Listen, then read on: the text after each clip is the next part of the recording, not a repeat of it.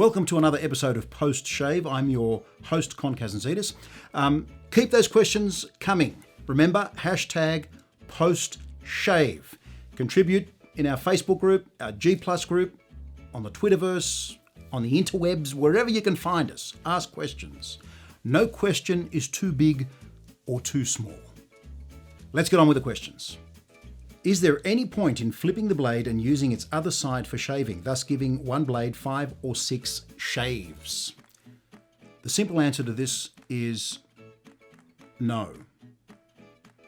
There is no point for me. I know men out there and women have found that there is a discernible difference. There is no discernible difference to me. It is the same edge which cuts the hair. Flipping it over is like flipping over a bread knife to cut a loaf of bread. Whether you do it one side or the other makes little to no difference. Some men will argue that it makes the world of difference. I'm yet to be convinced. I know that there are razor blade companies that put little numbers on the blades, and that's what those numbers are there for, so you can flip and rotate the blade and make you feel better about yourself.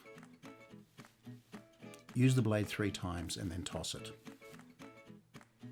Really, just toss it. Barbicide. Do you use it? How do you personally use it? How often do you change it out? Good old Barbicide, invented by Morris King way back in 1947. The stuff is lethal. It is lethal, but it's very, very good stuff.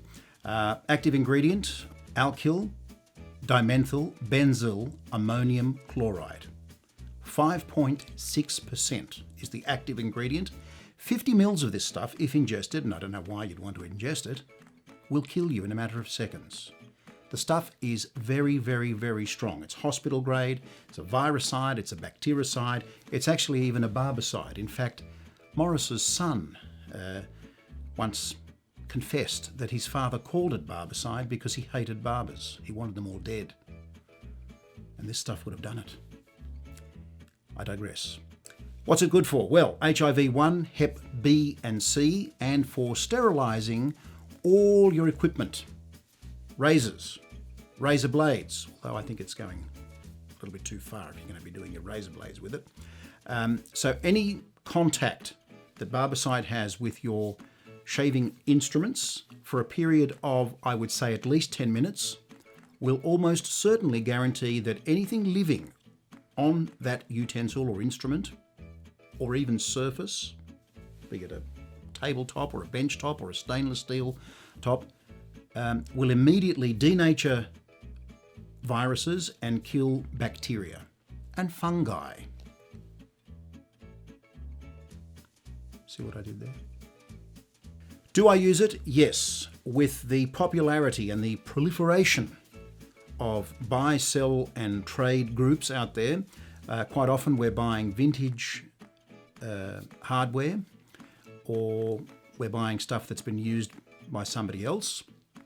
And I think it's very, very sound practice to sterilize all new hardware that comes into your den. The recommendation by Barbicide is to immerse the hardware, blades, combs. Are people trading combs? Combs, or anything of that nature for 10 minutes. That is the recommendation. How often do I change it out? Well, I change it out as soon as I've sterilized, left it in there for 10 minutes, toss it. I don't keep jars of this stuff lying around. This episode's shave of the day goes to Mr. Kevin Underwood. I love this photograph. I love it because of the way it's composed, but I also love it because Kevin is being very cheeky in this photograph. Apart from the very professional look of the photo, I mean, it could quite easily fit into GQ magazine or the New Yorker or any of these magazines. What he has done is he has deliberately or otherwise inserted a very cheap brush just behind the Penhaligons there. In fact, it was a Colonel Conk $20 brush, and he's made it look like it's $200. I dips me lid to you, Kevin. It's wonderful.